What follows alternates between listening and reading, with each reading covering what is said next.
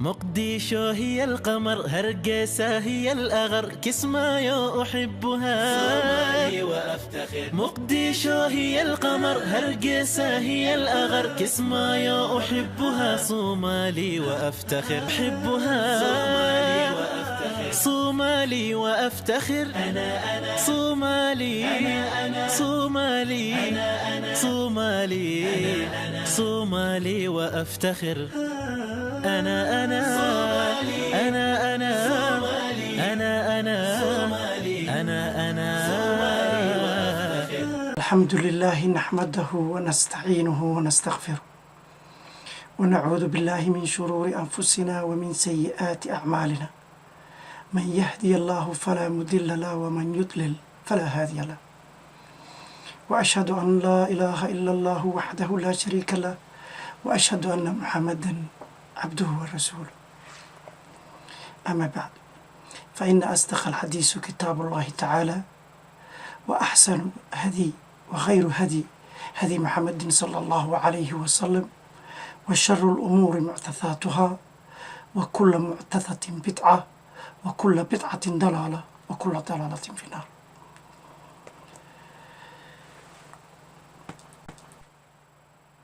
حالدا ama dhaqankan qabyaalada ku salaysan ka xalaala oo doonaya dalkooda iyo dadkooda inay u laabtaan oo dhistaan, laakiin ay u cuntami la'dahay qaabka qabyaalada ku salaysan ee maamulada jira maanta Soomaaliya ka jira lagu soo dhisayo. qofka Soomaaliga shakhsi ahaan meel walbuu joogo, not only Soomaaliya, meel walba adduunku ka joogo, waxaa ku hareeraysan xaaladan qabyaalada ah ama xaaladda qabyaalada ku salaysan oo uu ku dhex nool yahay from day to day. Dear brothers and sisters, waxaa idin sheega, qof kasto waa muhiim. qofku waa muhiim. qofku wuxuu ku fikirayo waa muhiim. waxa ka dhex guuxayo qofka in la fahmana waa muhiim.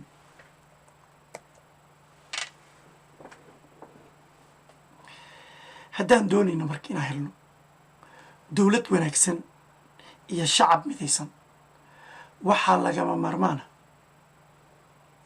inaan fahmno, waqtina ku bixinno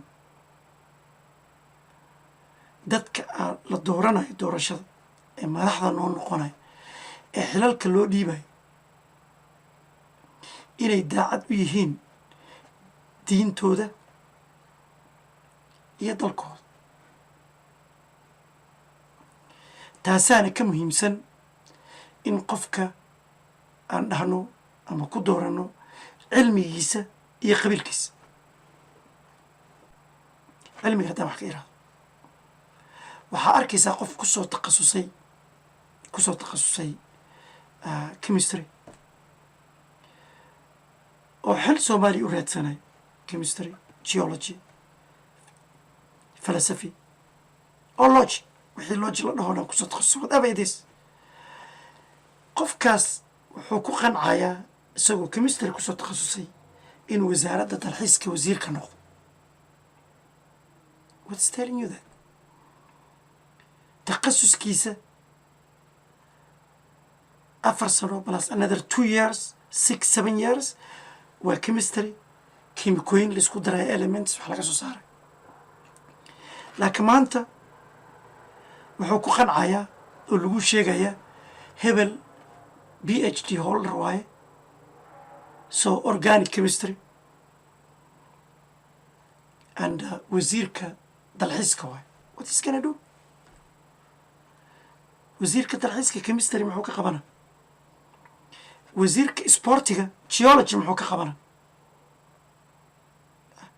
waxyaabaha aan la yaabanahay ee Soomaaliya ka dhaco oo qofka cilmigiisa waxaan ahayn asoo ka shaqaynayo ay arkaysid, kuna qanacsan kuna faraxsan. marka dadka intooda badan ee ku doodayo ama doonaya waddanka inay maamulaan intooda badan soo raadsanaya waxay soo raadsadaan inay access u helaan power ama maaliyad iyo dhaqaale ma aha dad soo raadsado inay dadka soomaalida dhibaatada saaran ka bixiyaan oo ka badbaadiyaan inay waddanka wax kusoo kordhiyaan oo hore usii wadaan ma aha dad soo raadsado waa dad soo raadsado inay ama dhaqaale helaan ama power helaan ama magac ku helaan markay ugu yarta taasina waa waxa dhibaatooyinka waddanka ku abuura oo xoolihii waddanka iyo quwaddii iyo xooggii waddanka si qalada in loo isticmaalo ay ka dhalato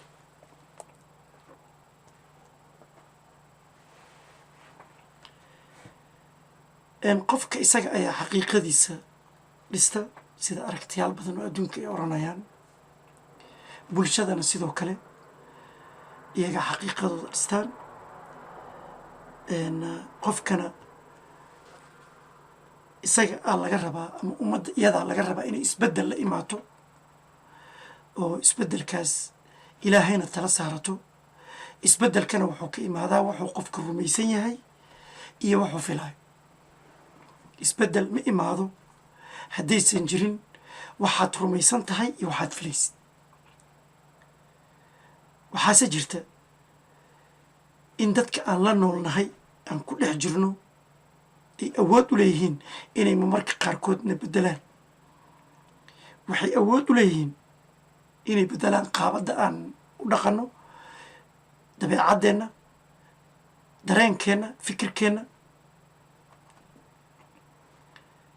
say ku beddelaan waxyar aan fiirino marka aan ka hadalno shacab waa naqanaa waa bulsho okay shacabkana wuxuu ka kooban yahay qoysas familka waxay ka kooban yihiin aabbo hooyo iyo carruur so foundationka shacabka waxa foundation u ah waa qoyska iyo familka yani qoyskii caafimaad qaba haddii qoysaska caafimaad qabaan familada caafimaad qabaan waxaa ka imaada bulsho caafimaad qabta shacab caafimaad qaba dowladdana markaan usoo laabano foundationkeeda waa baarlamaanka isane baarlamaanka waa foundationka dowladda salka ay ku fadhido udubta dhoxaadka ay ku fadhido dowladda waa baarlamaanka waxaa jiro marka wax la bilaabayo mar kasta oo wax la bilaabayo ama wax walba oo adduunka foundationkiisa waa la adkeeya tusaale ahaan guryaha marka la dhisaayo foundationkooda waxaa laga dhigaa foundation adag wax adag oo gurigaas inuu dum ahayn derbiyada waa la bedeli karaa laakiin foundationka way adagtahay sida loo bedelo dadkiina baabuurta wato waxaa laga yaabaa frameka baabuurka hadduu jabo inaan la bedeli karin frameka waa meesha ugu hooseysa ee baabuurka waa la adkeeyaa okay waa dhaqan ama principle adduunka ka jira foundationka inuu adkaado laakiin baarlamaanka soomaaliya dhismihiisii koowaad waxaa loo soo dhisay si aan foundation lahayn cadaaladna ahayn yani taariikhdan ka hadlaya maanta meeshuu taagan yahay anigoo ma aqan laakiin waxaan ka hadlayaa taariikhda qaabadda loo soo dhisay waxay ahayd qaabad cadaalad darra taariikh ahaan waxaa qaldan entire dhismaha baarlamaanka soomaaliya yani foundationkiisa waa qalday waxaan ka hadlayaa don't want to even say the 4.5 iyo intii ogolaatay ee baarlamaanka ku jirtay ee saxiixday iyo intii soomaaliyeed ee ku qanacday ee ka aamustay waa ku celina waxaan ka hadlayaa 4.5ka markii baarlamaanka ay ogolaadeen dadkii oggolaaday ee baarlamaanka ku jiray ee saxiixay ee ku faraxsana iyo intii kale soomaali ah ee xilal kale qadatay aan ka hadlin ee ku faraxsana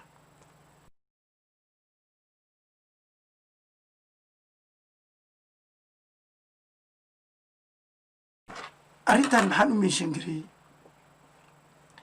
arrintan waa wixii ka dambeeyey in brobleemka dowladda hari waayo dowlad fiican dhismi weyso ummadda israaci weydo waa arrintii ka dambaysa waayo dad badan oo soomaali ah waxay rumaysteen 4.5ka in qabiilkooda ay ku gaari karaan heer xildhibaannimo heer wasiirnimo heer madaxweynenimo so halkaasna waxaa ku baaba'ay himaddii laga lahaa inay soo dhismaan xisbiyo ra'yi ku dhisan oo ay ku wada jiraan ka dhex muuqdaan mujtamaca kala duwan ee soomaaliyeed iyagoo isku raacaya ra'yigooda waayo haddaan ra'yi isku raacno aniga ra'yigayga wuxuu ii keeni karaa dad badan oo kala duwan oo soomaaliya markaas ra'yigaan qabo dad badana ila qabo soo dad badana isku dayay taariikhda waa qoraysa in ay xisbiya soo dhisaan wixii hor istaagay waxay ahayd dhibaatada hadda ka soo hadlay iyo baarlamaankii soomaaliyeed sida loo soo dhisay waayo qofka hadduu rumaysto inuu qabiil wax ku helayo oo la dhaho ree hebel 4 kursi ayay leeyihin reer qansaxna 6 kursi ay leeyihin qabiilku qofkaa keensado waa aragnay soomaali waa aragtay dad qabiilkooda keensanayo ilaa iyo heer madaxweyne ilaa iyo heer wasiir iyo wixii ka dhashay waan soo aragnay natiijadii ka dhalatay waa midda hadda taagan haddaan isbeddelkaas wax laga beddelina yacni waxay noqonaysaa soomaaliya inay kala qoqobnaato gobolladana sidoo kale loo soo dhiso hadday dowladdii weyneed iyo federaalkii saas u dhismaayaan gobolladana waxay u dhismaayaan sidaas oo kale magacii qabiilka magaca laandiyaa lagu beddelaya okay magaalo kasta qabiila maxay tahay marka soomaalinimada aan sheeganayno haddii qofka garowe ama ka imaaday gobollada dhuusama reebta hadda shirka lagu qabanayo hadduusan kismaayo degi karin okay usuu doono ugu noolaan karin degitaan macno mala laakiin hadduu siduu rabo ugu noolaan karin how is if you want to become a seaman want to stay in kismaayo okay siduu rabana ugu noolaan karin haddii qofka ka imaaday ilaa soomaaliya inta dowladda ah keliya ma aha soomaalida meelo badan ay ku nooshahay haddii qofka ka imaaday maxaa la yidhahdaa diri dhabe uusan ku noolaan karin xamar oo sidii qalbi dhagax ma dhehaysa ninka inta la qabto dowlad kale oo shisheeyaa gacanta loo gelinay you know siduu doona ugu noolaan karin maxay taraysaa haddii qofka hargeysa ka imaaday koonfurta soomaaliya siduu doona ugu noolaan karin qofka koonfurta ka tegayna hargeysa siduu doona ugu noolaan karin maxay tahay natiijada iyo dowladnimada iyo shacabka iyo waxaan raadinayno muhiimadda dadka inay isdhex galaan waxaa hor taagan waa dhaqanka qabyaaladda ku dhisan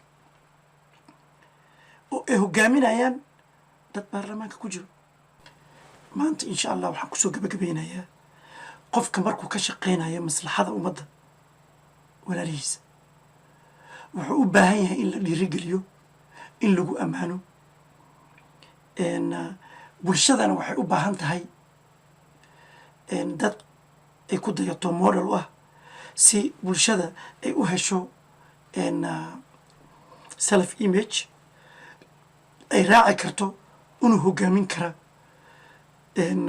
dhabaha wanaagsan. waxaa u malaynaa waqtigeyga inuu dhammaaday ku saabsan dhaqanka qabyaaladda ku dhisan iyo ka hortegiisa. waa insha allah waxaan ku dari doonaa barnaamijyo kale. haddaa barnaamijkan xiiseynayso ama idea aa ii hayso barnaamijkan lagu sii socodsiin karo insha allah tafadal. wixii su-aal aa qabto hoos ku soo qor insha allah. haddii waqti aan u helo waa idinka jawaabaya. maanta barnaamijkan intaanan uga bixi doonaa insha allah. wixii qalada ka imaado aniga iyo daciifnimadeyda ayuu ka imaaday. wixii barnaamijka ka saxana waa wax ilaahay igu toosiyey oo ilaahay qadaray. intaan ka kulmi doono waxaan idinka tegayaa salaanta ugu wanaagsan, salaan laysku salaamo, salaanta islaamka. السلام عليكم ورحمة الله وبركاته. أنا صومالي وأفتخر. أنا